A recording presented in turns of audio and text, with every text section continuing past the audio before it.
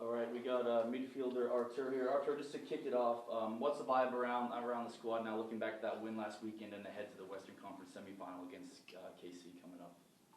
It's great. It's great. I think everybody's happy and proud of what we've done so far. It wasn't easy, and I think everybody should be happy and excited for what's to come.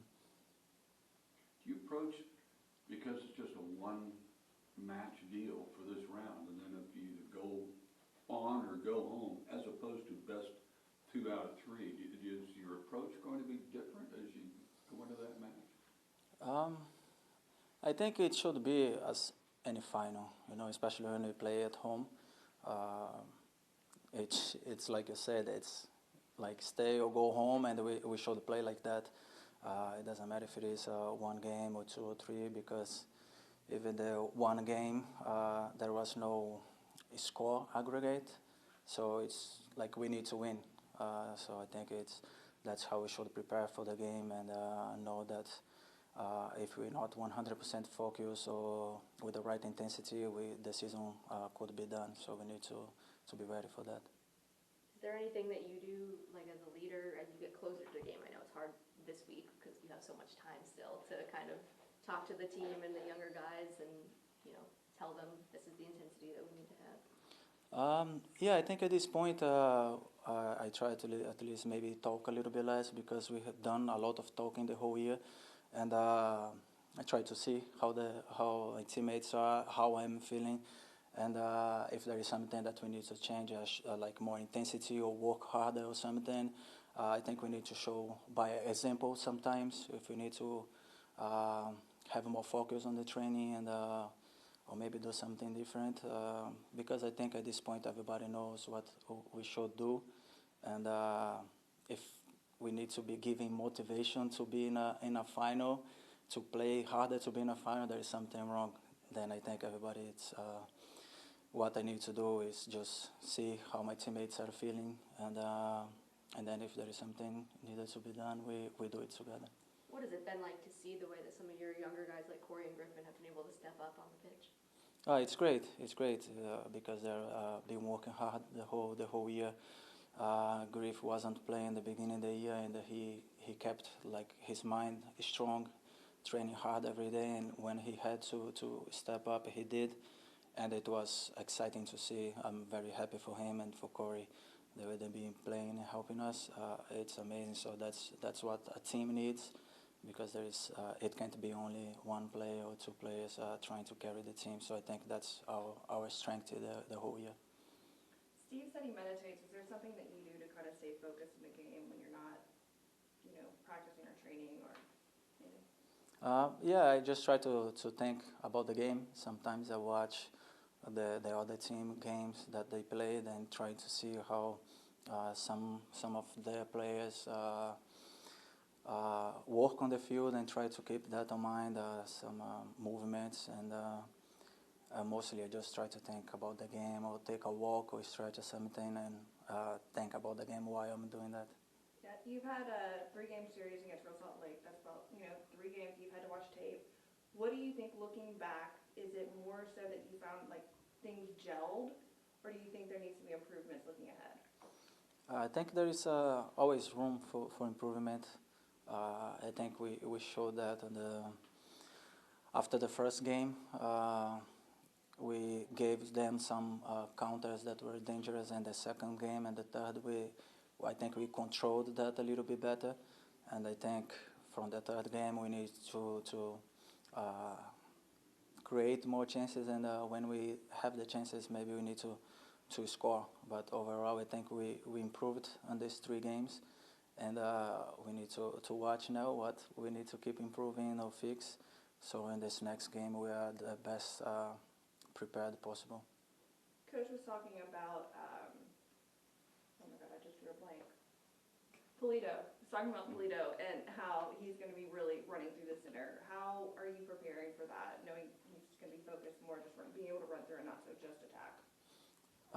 Yeah, we need to have communication and work together with the back 4, and I think mostly it's communication and understanding of each other, that where the dangerous space is to cover. And when we're playing against good players, sometimes things happen fast and you need to react. And then there goes a little bit of instinct and knowing what's the most dangerous part of the field that we need to cover. What's your opinion on, of course, this game is critical to keep your season going, but it's the last home game that you'll have, no matter what happens. I mean, this is it. This is it. So, and Ben was saying, hey, let's get out. Let's make sure we have a sell-out crowd. And so just kind of the anticipation, this is it, and what you're looking for from fans to come out and support you. We always are looking forward for the fans to come and fill the stadium and have that extra energy, you know, that we know that they can give us. We know that there is space still in the stadium to be filled, but we just need to keep on working hard and thinking about the playoffs and what we can control. And when you start winning and keep being like lifting trophies and playing a good soccer like we've been doing this year, I think eventually the fans will come back. I think they've been waiting for that. And what we can control right now is keep pushing forward in the playoffs and making them proud. And hopefully we'll get that back. Can you speak to the rivalry between Sporting KC and Houston? You know, you came here, 2 years ago, and from Columbus Crew. So what did you know about it in other, playing for another club versus what have you learned and what have you seen? I always know that they are a very good team. In the other conference, we just played them a few times, once a year sometimes. And they have quality. I think the coach has been there for a long time, and the team knows how to play, understand what the coach wants, and they have a good momentum right now. And the 2 games that we played against them this year was difficult, wasn't easy. So we need to keep improving the focus and the attention. That we know that every step that we make now going forward, the games will be harder and harder, and we need to play like we need to play a final. We need to play to win and focus on the details, and the win is what it matters. Does it change anything in your preps knowing that Logan and Dembe is not going to be playing in the semifinal? Maybe not. I think we need to focus on ourselves and do what we did, the adjustment that we done after the first and the second game. And I think when we play our best soccer and have the right mentality that we need to grind in, I think we do our best. And then we control the other team, so hopefully we can do that in the next game. I think we have a couple on Zoom. These might be in Spanish. Ubaldo, go ahead. Saludos, Artur. ¿Me escuchas? Sí. Sí, ¿cómo estás? Todo bien. Antes que nada, ¿qué se siente estar en unas semifinales? Ya han pasado 6 años desde que el grupo no ha estado en esta instancia. Como equipo, ¿cómo está el ánimo dentro del vestidor? Están todos muy contentos, ¿no? Sabemos que ahora es una etapa muy importante que peleamos todo el año para estar, y sabemos cuán importante era para el club, y estar en un momento como ese jugando contra los mejores equipos en los momentos en la liga, ¿no? Es gratificante. Yo creo que todo el grupo está orgulloso de estar acá ahora en ese momento. El Sporting Kansas City lo enfrentaron 3 veces este año, una vez en la US Open Cup, 2 veces en la temporada regular. ¿Qué hace de esta rivalidad especial y difícil, Artur? Sabemos que es un buen equipo, ¿no? Sabemos que son fuertes, tienen buenos jugadores adelante que pueden hacer la diferencia. Entonces, como todos los partidos que vienen ahora y los 3 partidos contra Salt Lake, sabemos que tenemos que estar atentos a todo momento, y la comunicación, la intensidad, tenemos que estar 100% juntos. Entonces, esperamos un partido difícil, pero también tenemos que hacer nuestro juego, que sabemos que cuando estamos en nuestro mejor momento, lo podemos controlar el equipo. ¿Qué tan complicado podría ser un jugador como Alan Pulido del otro lado, que acaba de recibir un importante reconocimiento esta temporada? Es difícil, ¿no? Él es un gran jugador, ya ha enseñado eso en los partidos que no jugó contra nosotros, desde que regresó de su lesión también.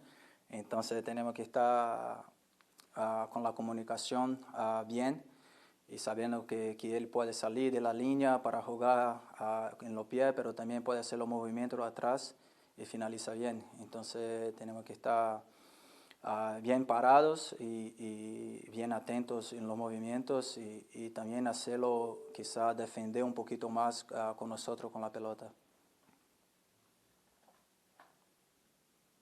Estas 2 semanas que no tienen partidos, Arthur, ¿es ventaja, desventaja? Ahorita decía el técnico Ben Olsen que a él no le gusta tener estas semanas de descanso. Ustedes como jugadores, la falta de ritmo por lo menos en los juegos.